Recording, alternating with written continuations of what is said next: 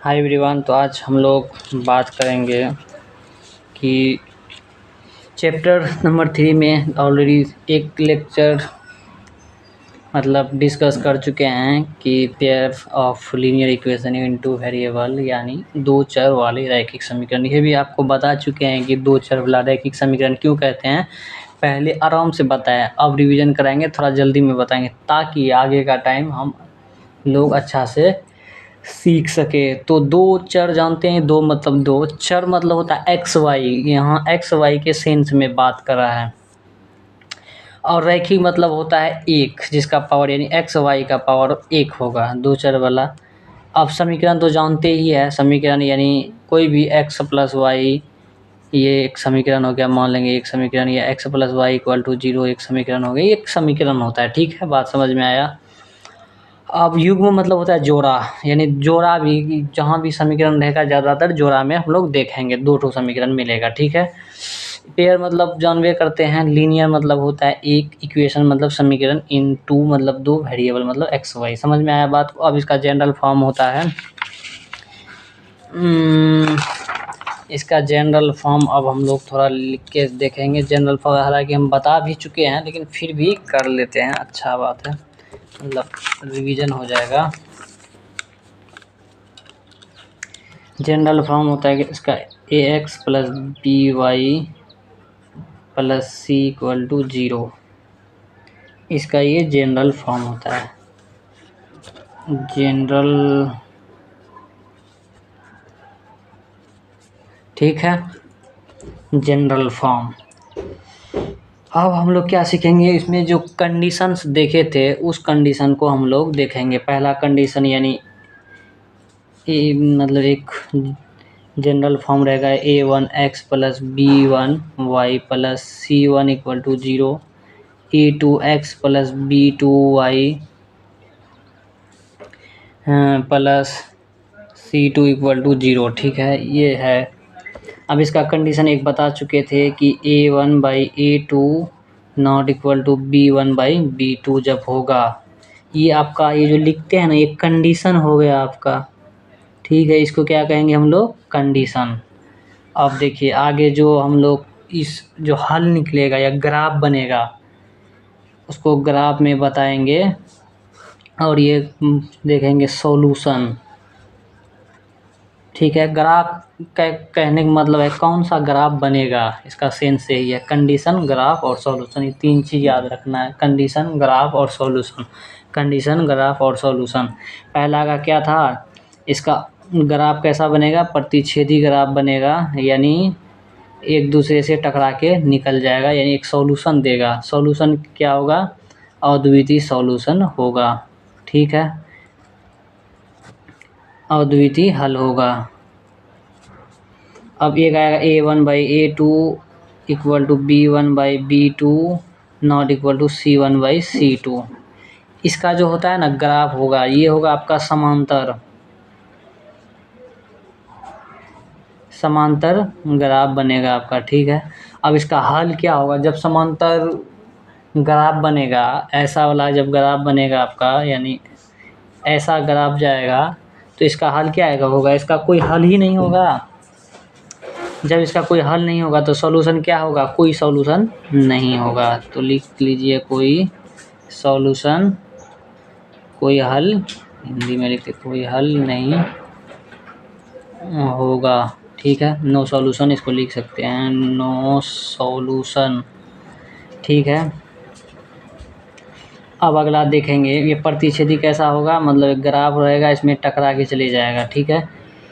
अब a1 by a2 equal to b1 by b2 equal to c1 by c2।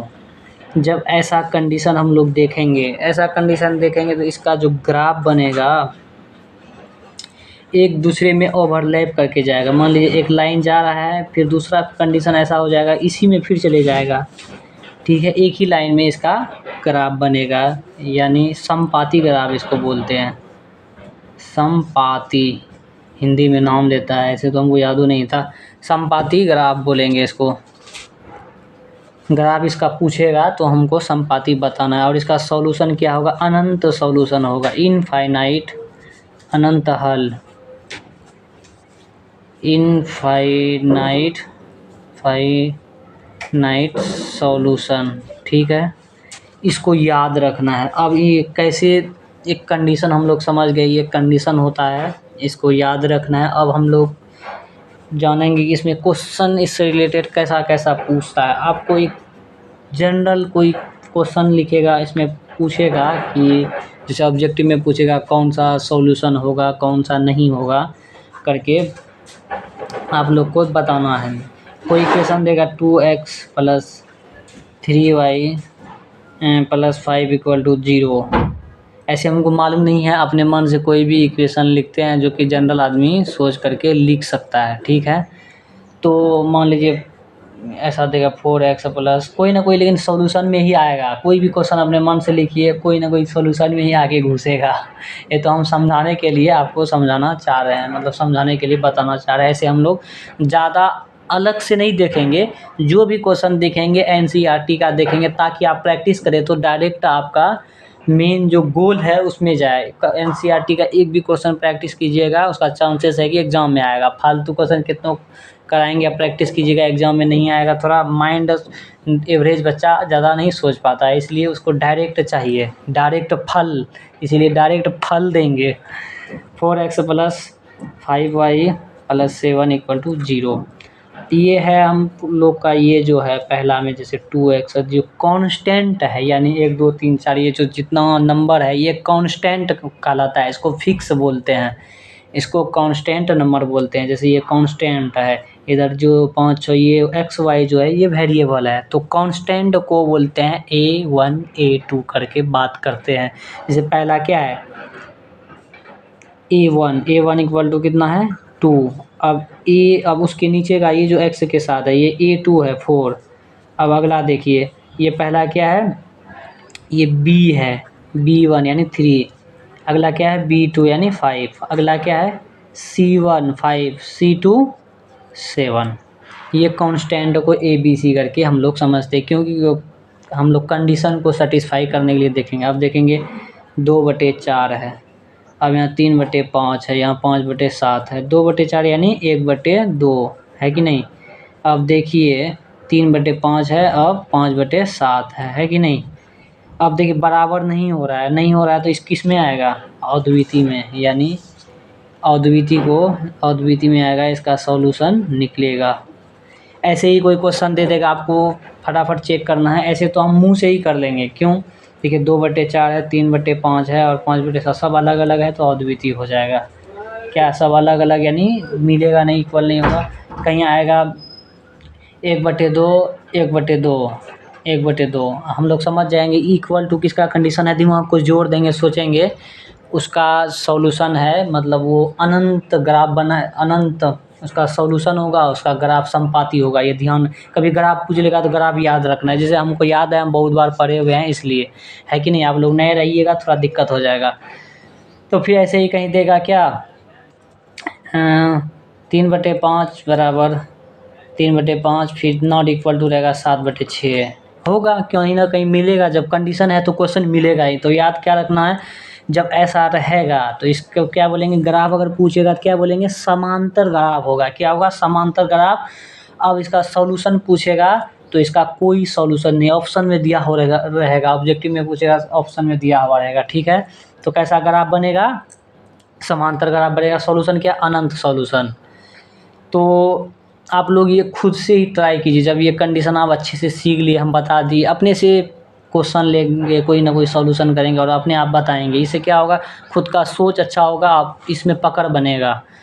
ठीक है, तो अब हम लोग देखेंगे कि एनसीईआरटी का जो क्वेश्चन है, एग्जाम्पल जो दिया है एनसीईआरटी में, उसको जल्दी जल्दी देखेंगे हम लोग। एनसीईआरटी का क्या है, पहला क्वेश्चन है x - 2y equal to 0, 3x + 4y - 20 equal to 0 है कि नहीं। इसको देखते हैं, फिर उसका अगला देखेंगे। तो ये जो क्वेश्चन है, हम क्या बोले, एक छुपा रहता है, ये बात ध्यान में रखना है। तो सबसे पहले देखेंगे a1 equal to 1, a2 equal to 3 और b1 इक्वल टू क्या -2 है, माइनस है ना लगा हुआ, और b2 इक्वल टू क्या है +4 4 तो ऐसे प्लस को दिखा के नहीं लिखते हैं, ये छुपा रहता है। और सी इसमें तो है नहीं, ये सी बराबर का उस तरफ चले गया ना, यानी कांस्टेंट सिंगल में रहेगा वो सी रहता है। जब इसको इधर लाएंगे तो 0 ही होगा C1। अब C2 क्या होगा, -20 है कि नहीं। अब देखेंगे A1/A2 कंडीशन, A1/A2। अब ये कौन सा कंडीशन फॉलो कर रहा है, A1/A2 इक्वल टू करेंगे 1/3 आएगा, ठीक है। B1/B2 करेंगे तो क्या आ रहा है, -2/4 यानी -1/2 कटेगा तो 2 एकम 2, 2 दूना 4, ठीक है। अब C1/C2 इक्वल टू क्या होगा, 0/-20 है तो 0 ही आ जाएगा। अब क्या मिलता है क्या, ये 1/3 -1/2 इतना हो गया, तो ये मिल नहीं रहा है, तो ये लिखेंगे हम लोग A1/A2 not equal to B1/B2 not equal to C1/C2। अब आप बताइए कौन सा हल होगा, जल्दी सोचिए। इसका हल होगा अद्वितीय हल होगा और इसका ग्राफ बनेगा प्रतिच्छेदी ग्राफ बनेगा, ठीक है। पहला कंडीशन ये है आपका। अब अगला क्वेश्चन क्या है, क्वेश्चन यही देख लीजिए, डायरेक्ट सॉल्यूशन करते हैं।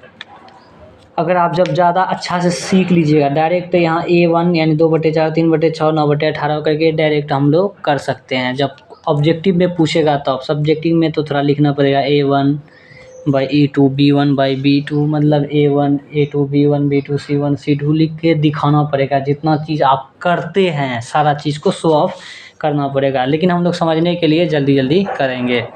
तो जैसे 2/4 है, A1/A2 कितना है 2/4, तो 1/2 आएगा।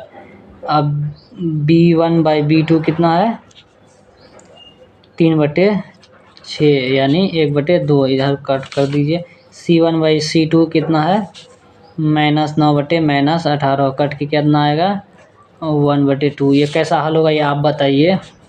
अनंत हल होगा, ग्राफ कैसा बनेगा, संपाती ग्राफ बनेगा, ठीक है, ये याद रखना है आपको। फिर अगला क्वेश्चन देखिए,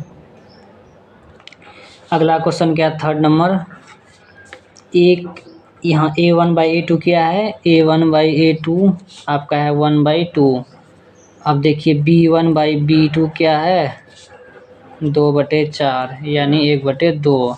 अब C1/C2 कितना है, C1/C2 है -4/-12 है कि नहीं, तो ये होगा -1/3। ये देखिए 1/2 है इक्वल टू 1/2 है, नॉट इक्वल टू कितना है -1/3। कौन सा कंडीशन फॉलो करता है, A1/A2 equal to B1/B2 not equal to C1/C2। तो ये होगा आपका संपाती ग्राफ बनेगा, सॉरी समांतर ग्राफ बनेगा। इसका हल क्या होगा, इसका कोई हल नहीं होगा। जब ये एक के लाइन में जाएगा कहीं मिलेगा तभी हल मिलेगा, नहीं तो हल ही नहीं होगा, तो कोई हल नहीं, ये याद ऐसे ही हो जाएगा सुन करके, ठीक है। तो आज के लिए इतना ही, नहीं तो वीडियो लंबा हो जाएगा, आप बोर हो जाइएगा। ऐसे हमको नहीं लगता हम जो पढ़ाते हैं आपको बोर करते होंगे, हम ट्राई करते हैं पूरा एंटरटेन के साथ आपको पढ़ाए ताकि आपको अच्छा लगे। तो thank you for watching in this video.